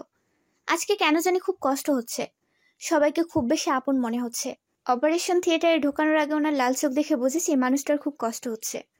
কান্না আটকে রাখার কারণে চোখগুলো একদম লাল হয়ে গেছে। আমি ওনার দিকে তাকিয়ে একটু হাসলাম। মানুষটা চোখ বন্ধ করতেই চোখ থেকে 2 ফোঁটা জল গড়িয়ে পড়ল। আমি এই প্রথম ওনার চোখে পানি দেখলাম। আয়ান চৌধুরী আমার জন্য কান্না করছে। এটা দেখার পর আর কোনো সন্দেহ নেই যে মানুষটা আমাকে কতটা ভালোবাসে। আমাকে অজ্ঞান করানো হলো। তারপর আর কিছু মনে নেই। কে জানতো ওই চোখ আর কখনো খুলতে পারবে না আমার বোনটা। বলেই রজনী চশমাটা খুলে চোখ মুছল। ওর পাশেই বসে আছে রায়ান, ফাইজা আর আরিজা। আয়ান আর ঝুমুরের মেয়ে আরিজা। ওরা চোখের পানি আটকাতে পারছে না। আরিজার বয়স 16 বছর। অনেকটাই মায়ের মতো চঞ্চল। রজনী ওকে কখনো মায়ের অভাব বুঝতে দেয়নি, কিন্তু মায়ের অভাব যে মাসিকে দিয়ে পূরণ হয় না সেটা যার মানে সেই জানে। মায়ের গল্প কম বেশি সবার মুখেই শোনে, কিন্তু এভাবে কখনো শোনেনি। হ্যাঁ, সেদিন অপারেশন থিয়েটারে ঢোকানোর পর কি হয়েছিল শুনুন। সিজারের পাশাপাশি সিস্টের সমস্যা ছিল ঝুমঝুমের। যদি সিজারের সময় ওটার অপারেশন না করতো তাহলে কয়েকদিন পরে আবার আলাদা করে অপারেশন করা লাগতো। তাই ডাক্তাররা একেবারেই সিস্টের অপারেশনও করে, কিন্তু অতিরিক্ত রক্তক্ষরণে ঝুমের শরীর একদম ফ্যাকাশে হয়ে যায়। অনেক খোঁজে সেই সময় নেগেটিভ রক্ত পাওয়া যায় না। আয়ান ভাইও হাসপাতাল থেকে অন্য হাসপাতালে দৌড়িয়ে বেড়াচ্ছিল, কিন্তু রক্ত জোগাড় করতে পারে নাই। অবশেষে রক্ত পেয়ে যায়, কিন্তু তখন আর আমার বোনটাই দুনিয়াতেই নেই। আয়ান ভাইয়া হাসি মুখে রক্ত নিয়ে এসে ডাক্তারের হাতে দিয়ে বলে, এবার আমার ঝুম ঠিক হবে। ডাক্তার রক্তের প্যাকেটটা হাতে নিয়ে দাঁড়িয়ে থাকে। এখনো সাহস নেই। একটা মৃত মানুষকে কিভাবে রক্ত দেবে? সেদিন হাসপাতালের মানুষ দুইবার অবাক হয়েছে। প্রথমবার ঝুম মারা গেছে শোনার পর 10 মিনিট আয়ান ভাইয়া চুপচাপ দাঁড়িয়েছিল, একটা কথাও বলে নাই, এক ফোঁটা চোখের পানিও পড়ে নাই। সবাই বলা বলি করছিল এ কেমন মানুষ, বউ মরে গেছে দেখে এতটা শক্ত হয়ে আছে। কিন্তু 10 মিনিট পর পুরো হাসপাতাল কেঁপে উঠেছিল আয়ান ভাইয়ার কান্নায়। অসুস্থ মানুষগুলো চোখের পানি আটকাতে পারেনি। সারা হাসপাতাল গড়িয়ে গড়িয়ে আমার বোনটাকে ভিক্ষা চেয়েছে, সবার কাছে গিয়ে পাগলের মতো বলেছে আমার ঝুমকে এনে দাও, এনে দাও আমার বউটাকে। একটা মানুষ বউকে এতটা ভালোবাসতে পারে আয়ান ভাইকে না দেখলে হয়তো বুঝতেই পারতাম না। সেদিনের পর আয়ান ভাইয়া অনেকটা পাগল পাগল হয়ে যায়, সারাক্ষণ নিজেকে ঘরবন্দি রাখে, ঠিক মতো খায় না, ঘর থেকেই বের হয় না, বের হলেও শুধু প্রয়োজনে বের হয়। তোমাদের দাদু দিশাহারা সবাই অনেক চিন্তায় পড়ে যায়। আয়ান ভাইয়াকে আরেকবার বিয়ে করানোর কথা বলা হয়, কিন্তু সেই দিন আবারও সবাইকে অবাক করে দিয়ে আয়ান ভাইয়া পাগলের মতো কান্না করতে থাকে। ঝুমের শেষ স্মৃতি আরিজাকে নিয়ে ও সারা জীবন কাটাতে পারবে, তবুও যেন কেউ কখনো বিয়ের কথা না বলে। তখন শাশুড়িমা বলে, নিজের মেয়েকে এখনো একদিনও কোলে নাওনি, আর বলতেছো তাকে নিয়ে সারা জীবন কাটাবে? কে বলেছে কোলে নেইনি? আমার মেয়েকে প্রতিদিন একবার হলেও কোলে নিয়ে আদর করি আমি, কিন্তু আমার ওকে কোলে নিলে ঝুমুরের কথা মনে পড়ে। আমার ঝুমুর আমাকে বলেছিল যে আপনি এত লম্বা আর বড় একটা মানুষ, আমাদের পিচ্চি বাচ্চাটাকে কোলে নিবেন কিভাবে? আমি আমাদের বাচ্চাকে কোলে নিব আর আপনি আমাকে নিবেন কেমন? তাই আমি আমার বাচ্চাকে কোলে নিলেও এক পা নড়াচড়া করতে পারি না। আমার ভয় হয় যদি আমার কারণে আমার মেয়েটার কিছু হয়। তারপর থেকেই আয়ান ভাইয়া কিছুটা স্বাভাবিক হয়, আরিজাকে কোলে নেয়, আস্তে আস্তে অনেকটাই আগের মতো হয়ে যায়। আরিজাকে উনি সবসময় ঝুমুরের মতো চঞ্চলতা শেখায়, এই জন্য নিজেও কখনো গম্ভীর হয়ে থাকে না। খালামণির মুখ থেকে মায়ের এসব কথা শোনার পর আরিজা দৌড়ে ওর বাবার ঘরে যায়। আয়ান বসে বসে ল্যাপটপে অফিসের কাজ করছিল, মেয়েকে আসতে দেখে ল্যাপটপ বন্ধ করে পাশে বসায়। আমার মাটাকে কিছু বলবে? আপু, তুমি আজকে আমাদেরকে বাইরে ডিনার করতে নিয়ে যাবে? তুমি চেয়েছো আর তোমার আব্বু নিয়ে যাবে না, তাই কি হয়? আরেকটা কথা, জি মামনি বলো। আমি তোমাকে অনেক ভালোবাসি আপু। আমিও তোমাকে অনেক ভালোবাসি আমার মা।